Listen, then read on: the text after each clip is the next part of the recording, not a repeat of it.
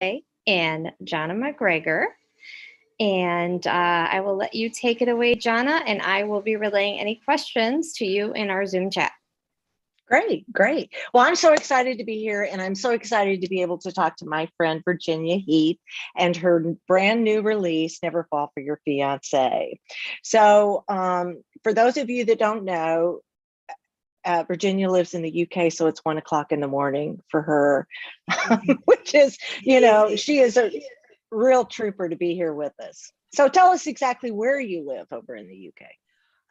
So I am a Londoner, as you can probably tell by the weird accent. I just to the east of London. I don't live in the city of London. I'm about 25 minutes outside to the east, sort of on the banks of the River Thames.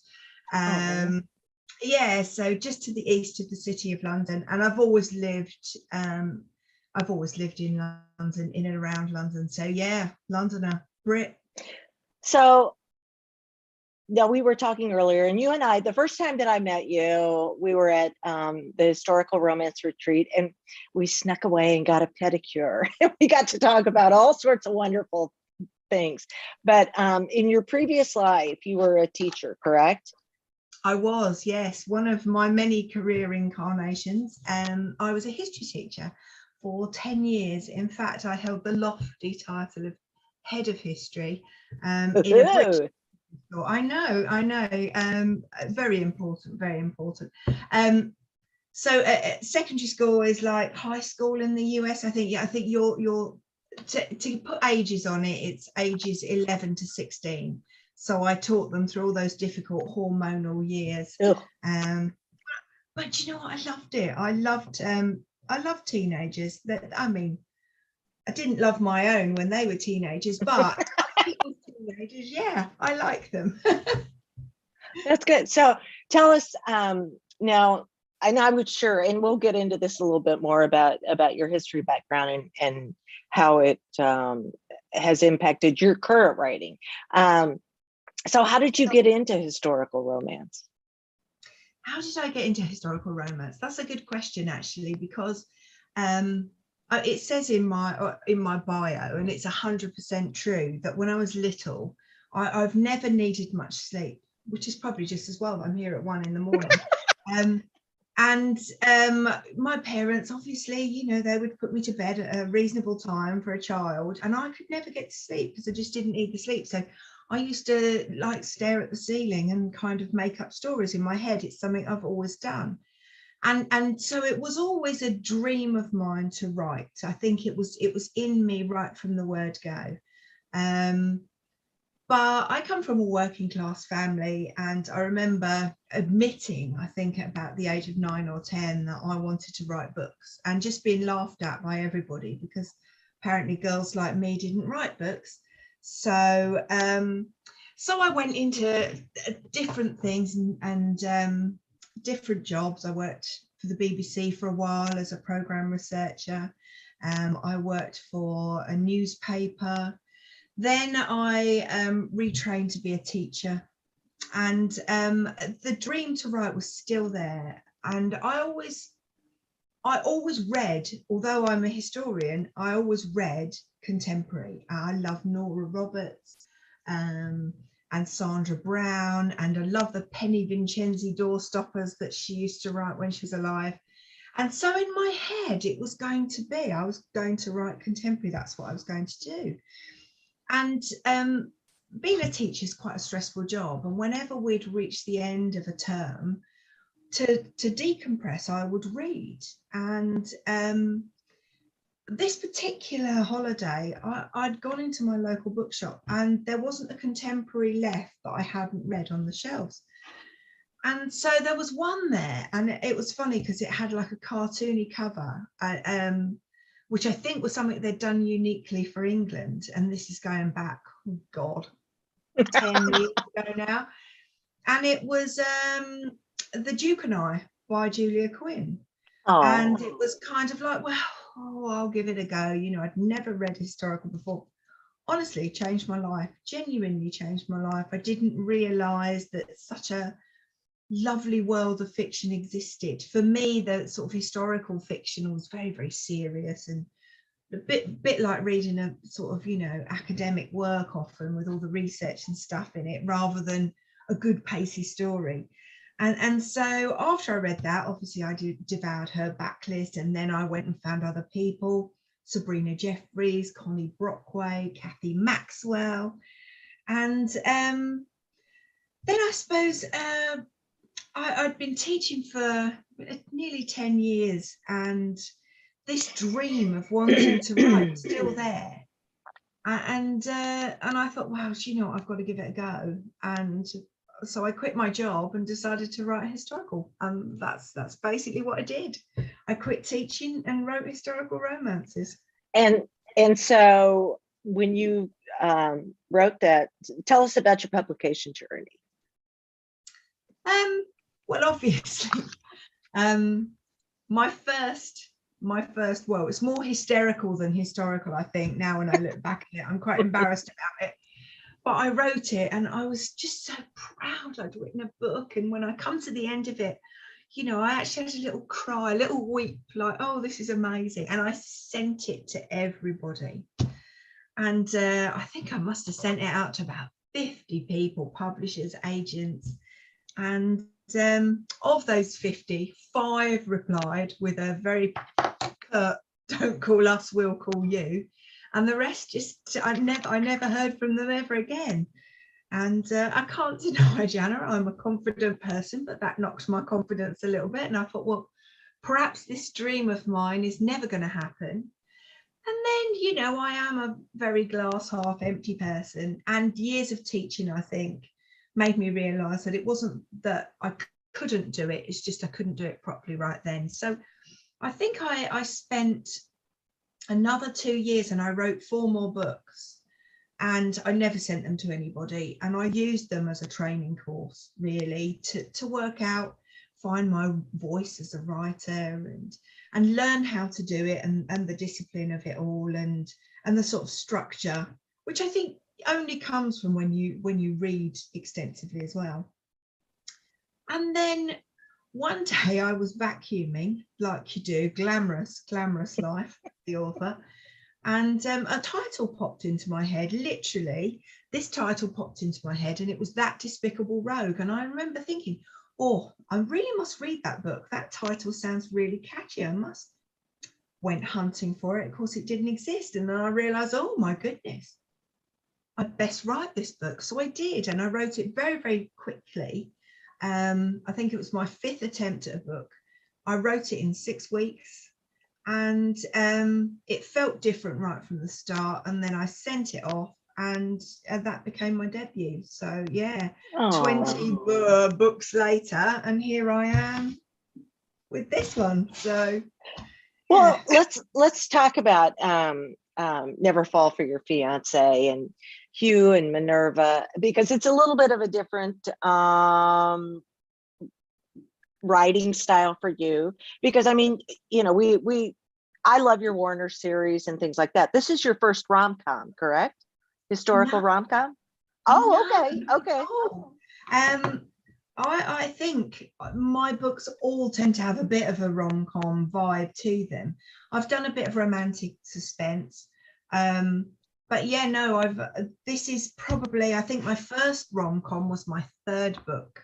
The Discerning Gentleman's Guide was my first rom-com, and then I sort of dip in and out, you know, it depends on the story, but Never Fall for Your Fiancé is my first intentional all the way through rom-com, I suppose is the best way to describe it, because my humour's always in my writing. But I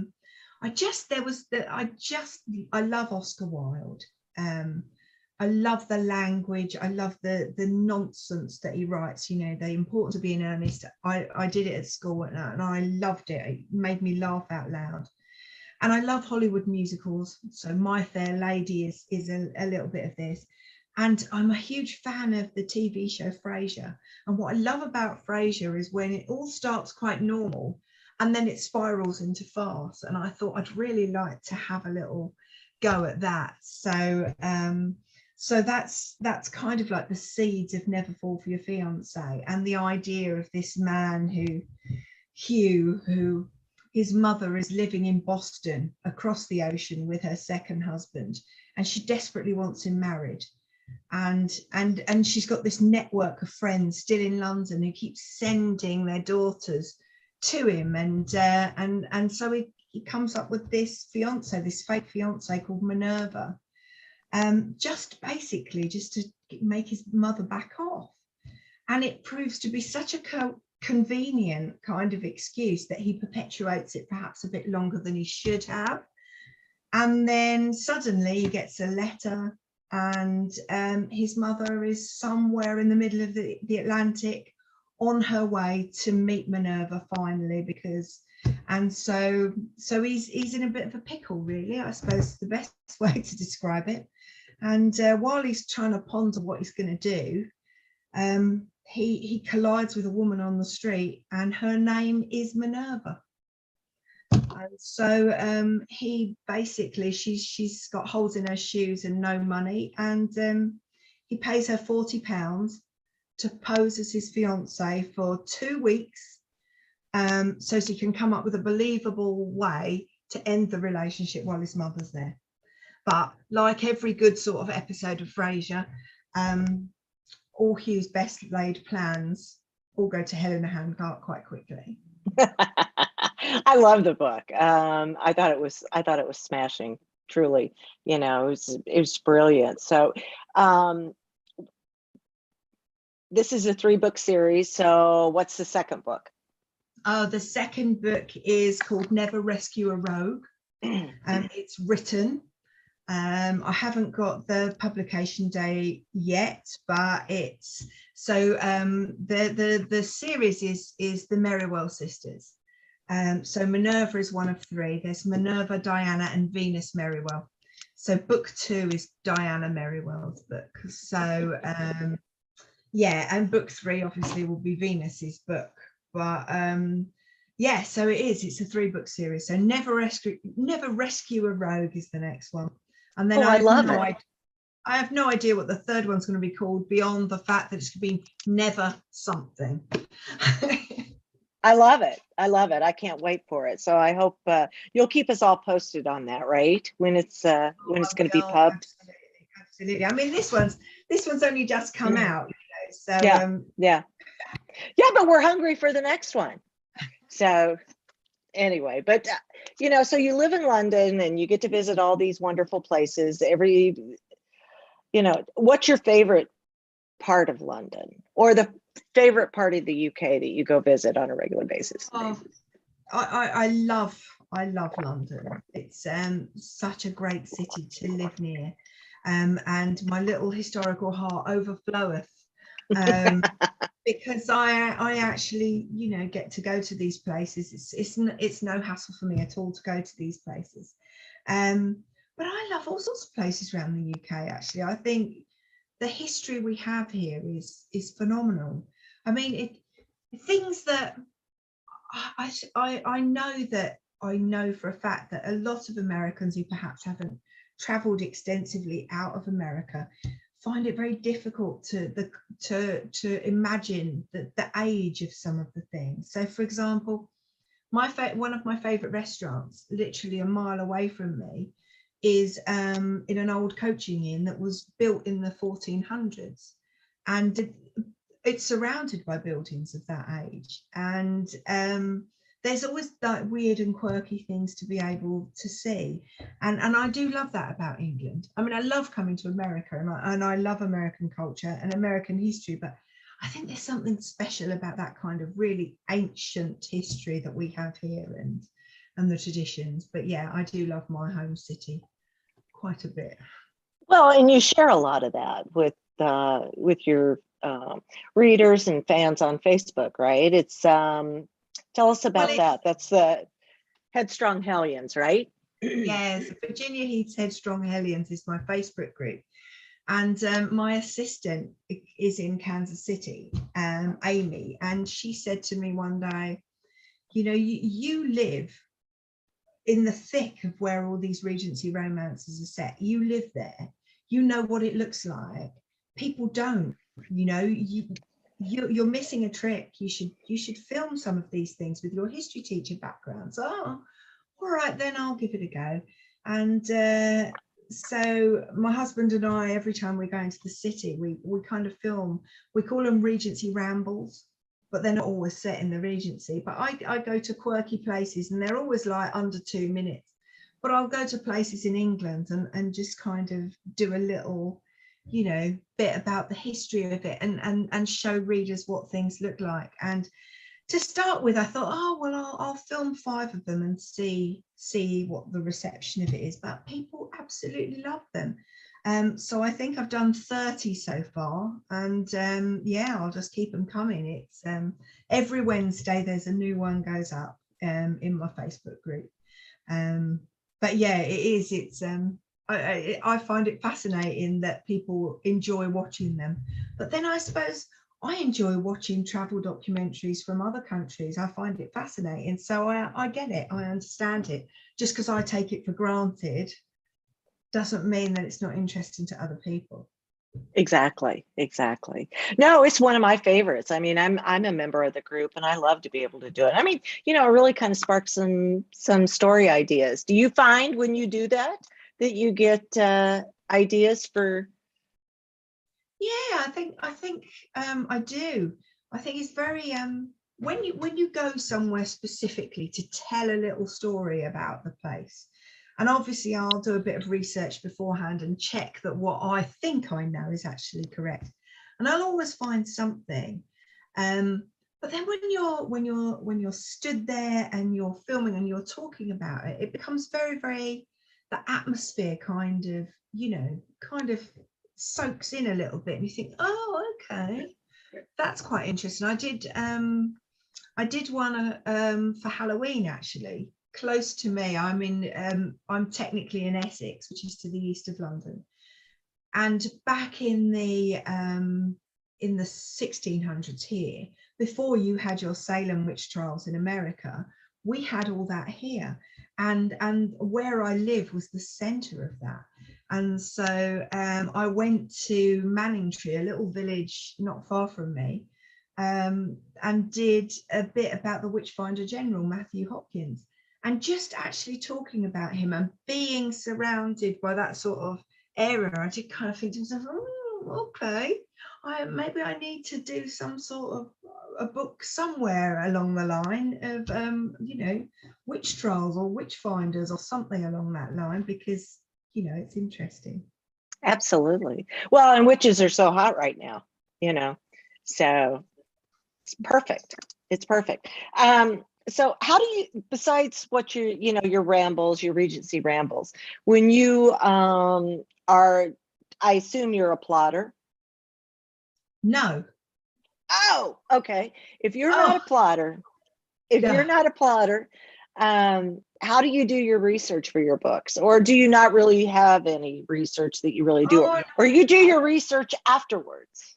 no, I tend to, oh God, I am incapable of plotting. I've tried twice, and both times the book's gone off in a totally different thing. I always say that I have an odd head, because right from when I was staring at the ceiling as a little kid, I saw the story. And that's very much how I write. So I see the story as a film in my head. I see it, I hear the characters talking, and I basically type what I'm seeing. And sometimes the film stops, and then I know that, you know, I've done something wrong or something's not quite working. But when the film's running, I'm off in my own little world. So no, I don't plot at all. So what tends to happen with research, I am lucky. I do have a history background. I've got a degree in history. I was a history teacher for years. And this particular time period, the 1800s, is my speciality. So I know a lot of, you know, I know a lot of the sort of infrastructure and how things would work. But there's always those things that, and I tend to research them sort of live, if that makes sense. I'll come up to something and I'll write something, and then I'll go, hang on a minute, is that right? And then I'll have to double check it, or I'll have to look into it. And and again, I think that sort of history background is I'm very lucky as well with that background, that I know exactly where to go to get the answer.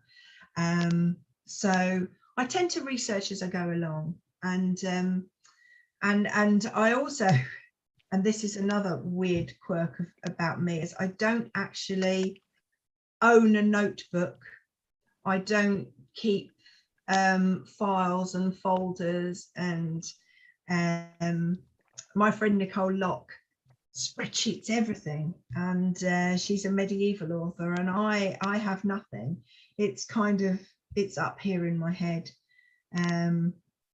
But yeah, so I don't own a notebook. What I do I tend to write the odd post-it note. Literally, that's about as far as a plot goes. That's one that's on my desk at the moment. But yeah, no, I'm not a plotter at all, even slightly. So how did Minerva and Hugh's story come to you? How did the whole series come to you? Well, their story, like I said to you already, that it was, you know, I wanted to do a bit of an homage to Oscar Wilde, and and I kind of like the idea of a sort of Eliza Doolittle side of story for Minerva, and a kind of importance of being earnest story arc for Hugh, and that really was the full extent of what it was in my head. The rest just came as I wrote it, genuinely. The characters, the plot, all of it. And then the second book, I basically sat down, and because I knew, you know, a bit about Diana because she's in the first book, and the hero of the second book is somebody who's in the first book too. I just, you know, sat there at my computer with a blank page and waited for the film to start. And I haven't yet written the third book, and I have no clue what's going to happen. But obviously, I do know who the hero and heroine are. So there you go. I think I'm really lucky, actually. My editors seem to understand that if they ask me to like plot something out for them and say, this is what I'm going to be writing, I think they know that that's a pointless waste of everybody's time, because it just wouldn't work. They leave me to it. So I'm very lucky in that. Yeah. The late Jo Beverly was very much like you. She always called it going into the mist, because she never plotted. You know, it was just like everything, you know, when she sat down, she went into a different world and her characters would start speaking to her. But that kind of brings to another point. I mean, do you ever experience writer's block? Yes. Yeah, I do. And I think when you're not a plotter, and you do write by the seat of your pants like I do, I think writer's block, I think writer's block, I prefer not to call it writer's block. I prefer writing myself into a corner, or I've hit a dead end. And I think that it is something that you do, you know, I will write myself into something, and then the film in my head stops. And that's always when I know that I've done something wrong. And usually I'm terrible. You know, I should know by now not to do what I'm going to tell you that I do, and that I'll tinker with it for a couple of days and think I can fix it, and I'll go back over it and edit it and I'll try and fix it. And then I, you know, smack my head against my desk, feel sorry for myself for a half a morning, and then I'll just go, okay. And then I will delete everything, going all the way back to the last time the film in my head ran properly, and I'll just take it away. I don't delete it completely. I'll keep it in a temporary file on my desktop, because sometimes the scene is usable and it's an important scene, but it's just in the wrong place. But more often than not, it's just wrong stuff. And I used to save those words. I used to think, oh, I've written them, they're precious, I must keep them. And then after a while, I thought, this is pointless. I never look back at this stuff again. So I'm actually quite religious about, at the end of the book, when I know it's done, I'll delete that temporary file and sometimes there's up to 40,000 words in there. You know, a third of a book can be Yeah. in there, but they're the wrong words. So Yeah. I do that too, but I'm a plotter. And so for me, I kind of know where it's going. And as you say, you know, that movie running through your head, and that happens to me, but I do it a little bit differently. I'll just go ahead and I'll plow through it because I know that I want to get to that next scene. And so at the end of the book, maybe that scene doesn't stay there, or maybe I completely change that scene. And I'm not talking about POV or something like your point of view, which character is actually telling that part of the story. But it's funny. I mean, to me, it's like, oh my God, you delete 30 or 40,000 words. That's like a half a book. So you've got your new series coming out, haven't you? The Widow Rules. So do you know what's going to happen roughly in the whole series? It's there already. Yeah. Mind-boggling. Someone like me, I don't know what's going to be on the next page, let alone the next book. So you've one's out. When's the next one out? The second book? April, the end of April. Yeah. And then how many more in the series? One more. So it's a trilogy, same as mine. Yeah. And you know what's going to happen in all three of these. This is amazing. Mm-hmm. Yeah. And see, I was going to ask you, and this is going to be a worthless question, you know, when do you plot the whole series throughout? So it's like, no, you don't, but it works. You know, it's just funny how our brains work differently. Yeah, no, absolutely. And I often think, I mean, I do quite a bit of teaching of writing over here in the UK, and I often think I find it fascinating. You talk to different writers about their process. Talk to 100 writers, and you'll get 100 different versions of how they do it. You know, from people who are such meticulous plotters that they literally have these kind of pinboards with string and neatly coloured things everywhere, all the way to the opposite extreme, which I suppose is me, where you just kind of sit there and go, okay, I think I'll write a book today. But yeah, I find that kind of spectrum of how we all do it fascinating. Yeah. It, you know, and I think too, sometimes, at least I feel this, and I bet you do too. Sometimes I know I've had a spectacular day of writing. I mean, I come out of my office and I'm happy. I like what I've done, etc. But some days, you know, it's like I was pulling teeth. So, what do you do when you've had a bad writing day? Oh God, I suppose it depends where I am in the book, I think is the honest answer. My husband will tell you, the long-suffering Mr. H, it irritates me so much because he kind of says that I write in phases. And like, I'll start a book, and I'll always start a book all guns blazing. It's like, I've got this brilliant idea, and off I go, and the words flow. And then I'll always, around about 20,000 words, it's like, bang, I hit this wall. I call it my crisis of confidence, which I have so many of them. I've written so many books now. I've abbreviated it to COC for short, crisis of confidence. He calls it phase 3. Oh, I go, I've had a terrible day. This book's rubbish. I don't know where it's going. I think I'm just going to bin the whole thing. And he'll just look at me calmly and go, oh, okay, we're in phase 3, aren't we? I'm like, I want to strangle him and go, stop, it's not phase 3 at all. And then I have the next phase 4 is like what I call wading through treacle, or molasses, as you'd call it in America, where everything seems like such hard work for about 10,000 words, where I'm trying to kind of fix it all. And then I kind of like, whoa, I'll kind of tip over an edge, and suddenly the book's all there, and then I'm in a hurry to get to the end.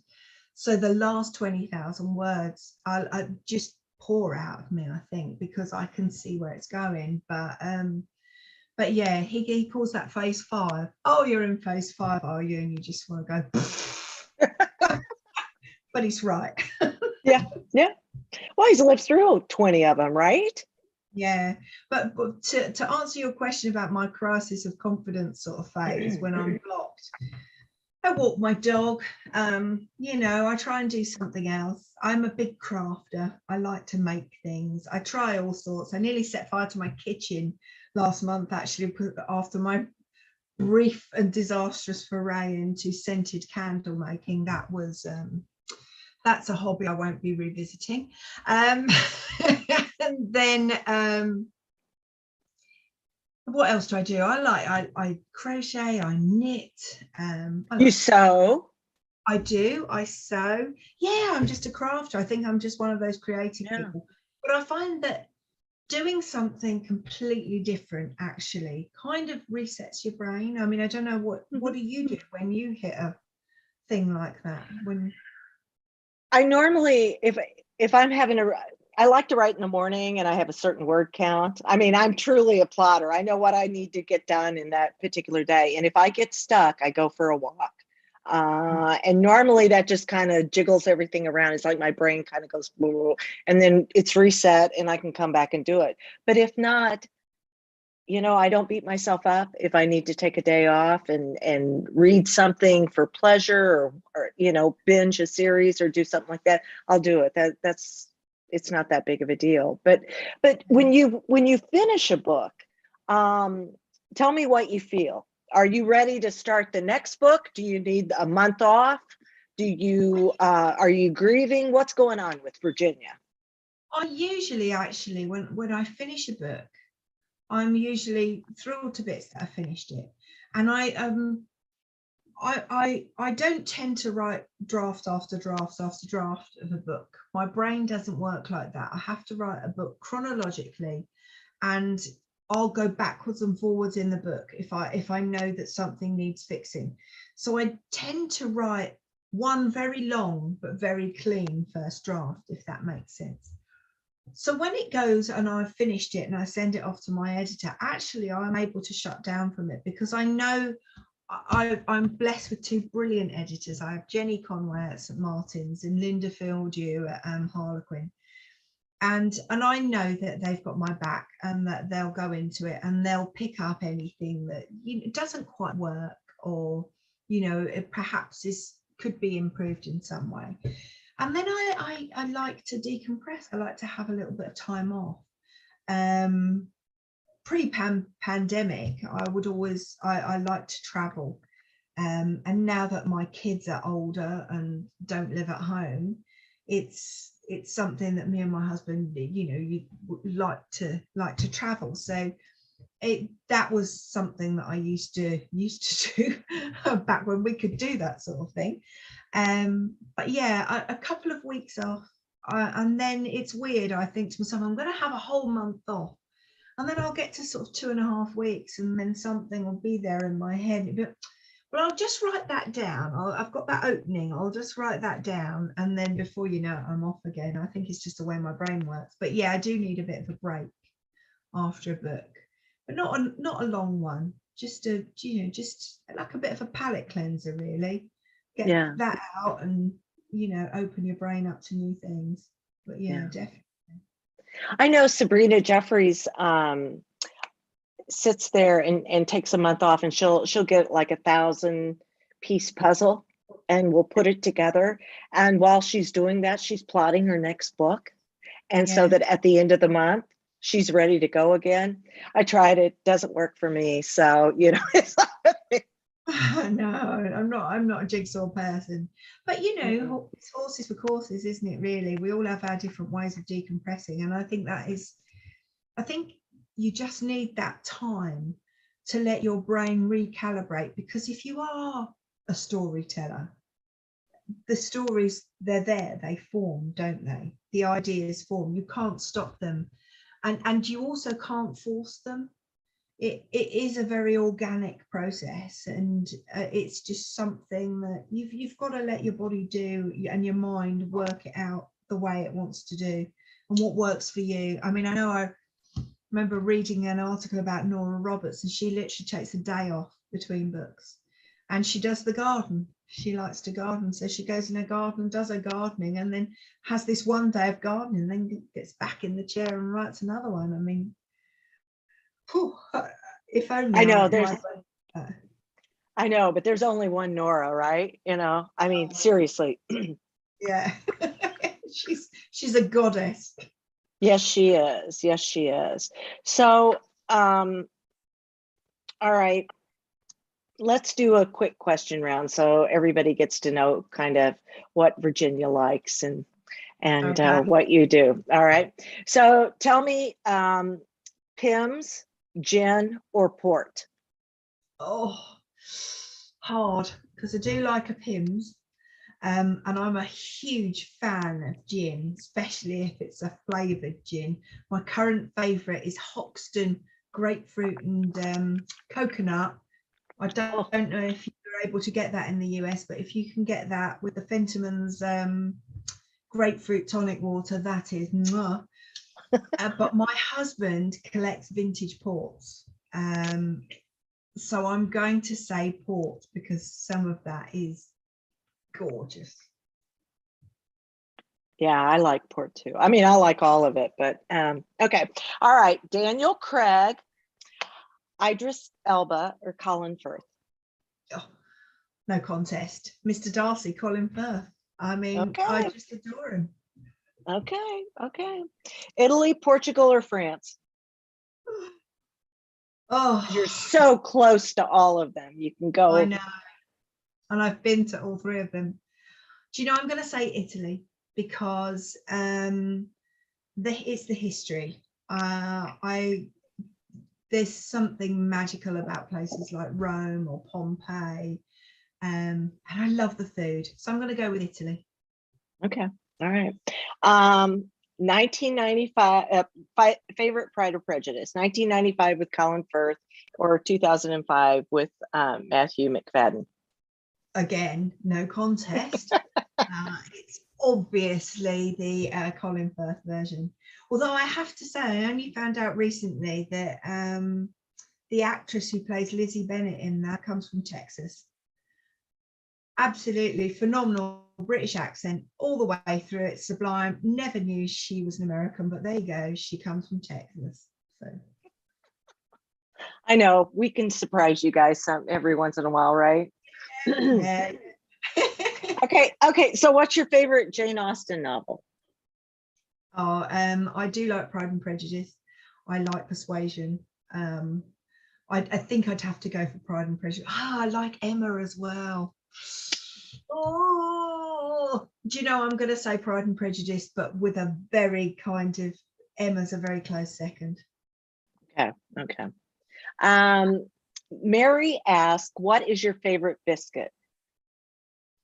Oh, if we're talking English biscuits, Yeah. then in England, a biscuit is what you Americans call a cookie, and what you call a biscuit, we call a scone. So my favourite biscuit, I'm a huge fan of a chocolate digestive, but my absolute favourite is a Fox's jam ring. So it's like two circles of shortbread with a hole in the middle and strawberry jam in the centre. Oh, delicious, especially dipped in tea. Got to dip them in your tea. All right, when you drink tea, is it plain or sugar or cream or all of it? Oh, it's tea with milk here in England. I'm not a sugar fan in my tea, but yeah, tea with milk, nothing else. You put creamer in tea, that's a travesty. Oh, there was a pun there. Yeah, no, just milk and sort of nice, good quality English breakfast. You know me, and you know whenever I go to America, I always travel with English tea bags. And I'm known to take a kettle as well, because so many hotel rooms just have coffee machines, and then your tea tastes of coffee, and that's just, oh, I'm a Brit, I can't survive without my, however many cups of tea a day. Yeah. So we talked about, that we're big readers and things like that. What about do you read historical novels while you're writing, or do you try to go, or do you stay with contemporaries? What do you do? I tend to. I'm kind of weird, and I think it's all to do with the odd film in my head. When I'm writing, I can't read fiction. It messes with my process. So when I'm writing, I tend to read non-fiction, like biographies, or, you know, some sort of something about history or something. I don't know. I love to learn things. I think that's the teacher in me. Dinosaurs are a big favorite at the moment. Dinosaurs and space. I love Brian Wilcox. So if I'm writing, it's non-fiction. If I'm not writing, I don't mind the odd contemporary now, but my heart's with historical. So I tend to, in those kind of gaps, that's when I binge read, you know, everything that I've missed. And I kind of, I'm terrible. I'm a Kindle reader, and I'm terrible. I see like my friends' books come up and I go, oh, I must order that. And I must order that. And then I look at my Kindle homepage and there's like 150 books on it, and like, could be a few years before I get through all of these. I know. I think I've got 1,500 titles on mine, and I don't even know what I've bought. And so many times I'll go through and I'll hit click, you know, and they'll say, "Oh, you bought that in 2017." Yeah, I get that as well. So what are you reading? What are you reading now? At the moment, I'm doing a bit of research on my local area, because whilst I'm obviously I'm writing my Merriwell series, but I'm also writing another series for the HarperCollins imprint that I write for, Harlequin. And that's called the Very Village Scandal series, and it's set in, I wanted to write a Regency series with no lords, no ladies, just ordinary people, butchers, bakers, candlestick makers, and I wanted to set it in my sort of home area. So I'm doing a lot of reading for pleasure of like the history of Essex and the history of sort of this sort of corner of London going back in the Regency. So that's fascinating to me at the moment, because I'm finding out all these kind of weird little quirky things which will make it into that series. So that's what I'm reading at the minute. Oh, how much fun though. That really is. So I have to ask, because I think I actually saw Colin Firth on a trip to London. I know. I was in an Italian restaurant, and I swear, I think he was like 2 tables down. My son was with me, and I was like, who does that look like? And of course, he's never seen. Yeah. He's like, I don't know. He looks like a regular guy. Who do you think he is? I said, I think he's Colin Firth. And he goes, who? You know, and it's just like, oh, forget it. So I always think that London would be the perfect place to see all these people. Who's the most famous person you've ever met or seen? I've seen the Queen. If you say Colin Firth, I'm gonna, you know. My most sort of close contact. Oh God, I'm cringing thinking about it. My most contact famous person story. We have to go back to the sands of time of when I was in my early 20s working at the BBC as a researcher. And oh, that's right, yeah. And so you'd see all sorts of people there, and the kind of remit that you have when you work in television is you've got to be cool about it. You know, you don't ask people for autographs. You pass somebody, Stephen Fry walks past you, and you just sort of go, hello. You know, you don't kind of go, before Graham Norton was our big chat show host, we had someone called Terry Wogan. He was like his predecessor, and he was brilliant. And the Wogan show was on, and I was carrying this massive box of photocopying, and Television Centre, BBC Television Centre was like a big donut, and it was like a maze. I was carrying all this photocopying, and I came round the corner and walked almost straight into Mel Gibson. And it was at the time when he was doing Lethal Weapon. So he was like a super heartthrob. And I had this huge crush on him. And to my absolute mortification still, I wasn't cool when I saw him. I took one look at him, squeaked, dropped all this photocopying over the floor. And of course, he knew why I dropped it because I'd seen Mel Gibson. And so he bent down and he started helping me pick it up. And I just wanted to die. And I still want, I'm cringing as I'm thinking of it. So yeah, that's my most close contact experience with a celebrity. And it's, you know, I'd rather it hadn't happened, Jana, to be perfectly honest with you. I love it. I love it. Well, so, you know, after you collected all your papers and stuff, did you just calmly walk away and then just go, oh my God, I'm dead? I don't think I've ever been so red in my life. I was on the cusp of exploding. I was so red, and I just grabbed my papers and I just kept going, you don't have to do this, you don't have to do this. And I got the papers and he went, have a good day, little lady. And I just walked away.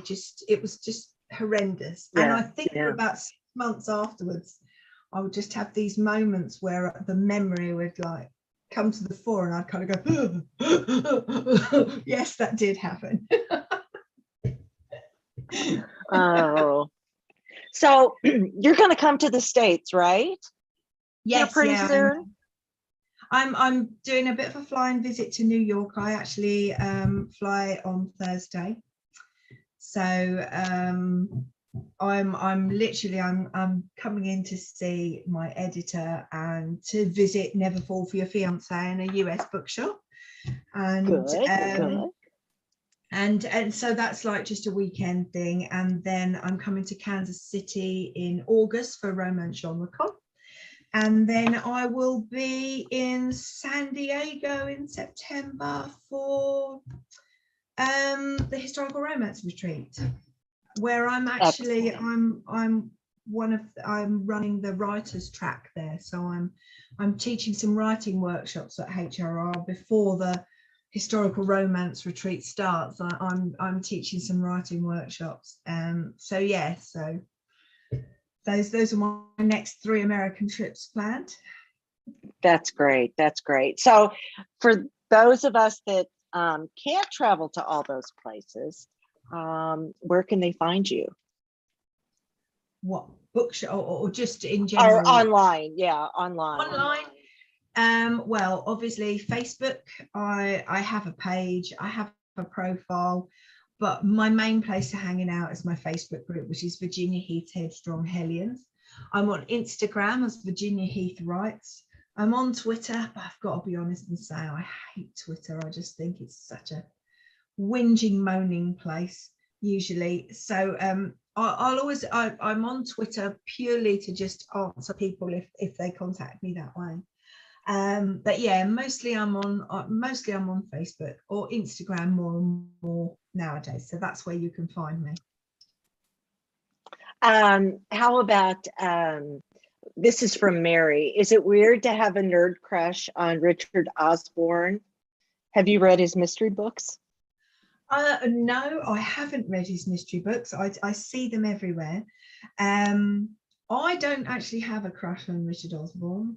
I like him. I think he's very funny. He's all over the TV here in the UK. But I don't have a crush on him, but I can see how somebody would, because he is very clever and very witty, and those two, that's I think a very sexy combination. And he's very tall as well. So yeah, I don't think that's a nerd crush. I think that's an understandable one, but I personally don't share it. Gotcha. Well, your book's available, ebook, audiobook, of course, print at all major, well, here in the, I don't know where it's at in the UK. I'm sure it's at all the bookshops too, but it's at all the major retailers here in the US. And so I highly recommend all of you to get this. I read it before it had a cover, fell in love with it, and you guys would love it too. It's the perfect entree to the holiday season because we have our big Thanksgiving here next week. Yeah. So, well, not next week, a week from Thursday. So, yeah. And the book is set in November. So it's funny. I love the cover. Love the cover. Yeah, when I came up with the title, Never Fall for Your Fiance, it was literally, don't fall for your fiance. And then, of course, it's set in November, and I realised that it's fall in the US, which I think is why they put this lovely orange cover on it as well. So gorgeous. It was a happy accident, as the great Bob Ross used to say. Oh, well, Virginia, it's been so lovely chatting with you this evening. I've just had the best time, and really, this is congratulations on this. You're going to do fabulous, and it's terrific. It's just terrific. Thank you very much. I'm delighted and I'm very excited to be seeing your little dog's bottom in the corner of the screen. Oh, yes, that's Mad Max. Speaking of Mel Gibson, it's Mad Max. So, actually, he's a rescue, and his name was Max. And my husband said, based upon his behavior, he was horrid. I mean, he could open up a cabinet and grab 5 pounds of flour and spread it all over the place. So that's how he got his name in Mad Max. So there you go. And it suits him. Yeah. Well, it's almost 2:00 there. We'll see if you, can get some rest here before too long. Yeah, no, I think I might treat myself to a cup of tea before bed. It's been staring at a computer screen. It kind of keeps you awake. Maybe I'll read your Christmas book. Oh yeah. Kindle. What's that called? Yeah. It's called Mistletoe Christmas, and it's 4 stories that take place at a house party. They're all together. So there you have it.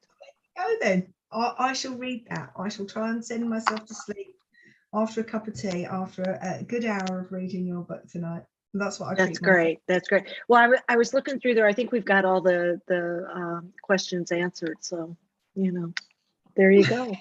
Well, I wish I could be in New York to see you, but I will see you in Kansas City in August, and we'll get together and have a great time. Yeah, we'll have to have another pedicure. There you go. We'll get it out, and some barbecue. And Kansas City is apparently famous for it, isn't it? Very famous. Okay, I've yet to be initiated. The pandemic got in the way of me coming. I know. It's horrible. So anyway, there you go. All right. Well, listen, you have a great evening, and thanks for sharing